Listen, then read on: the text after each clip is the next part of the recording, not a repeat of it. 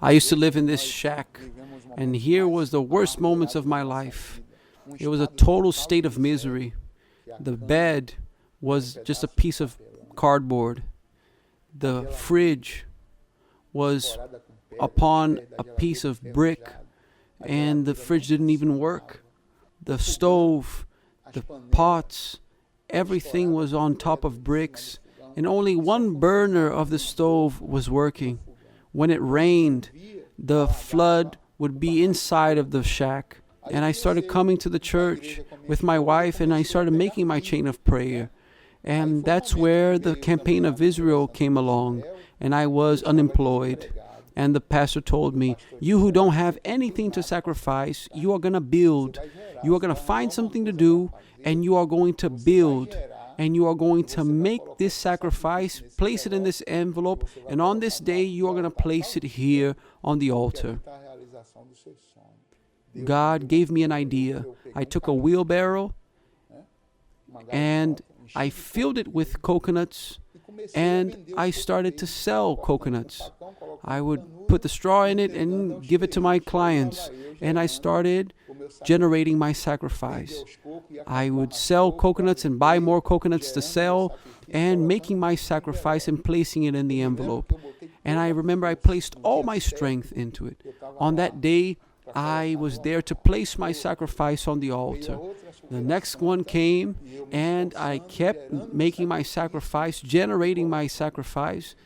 And on the third campaign, I remember, and I told my wife, look, do you have the faith of selling this shack where we live in and taking this money and placing it on the altar and live back on rent so that we can depend on God? And she said, yes, I do. And when I left that altar, I left with this certainty. I even remember that it was a war inside of the church, a big war, because the people of the church were criticizing me, were telling me I was crazy. I have a son, which is called Louis, and he saw me doing this, and he really didn't understand what I was doing. And when he found out that I was going to sell the shack to sacrifice it, he looked at me and said, what the heck are you doing? When everything started, God gave me an idea to sell my coconuts on the wheelbarrow. Today, we sell truckloads of coconuts. We have many byproducts of coconuts, like biscuits and cookies, and a grand variety, as you can see here. And sometimes our employees don't have the means of taking care of everybody. Today I have three cars. I have 7 real estate. I have 7 places to live in, 7 houses. My assets are worth $5 million. I go eat wherever I want. I go out with my family, and I don't ask how much it's going to be. I have a 2015 vehicle. And from where we started, only a miracle, only the altar to take us from where we were to where we are today.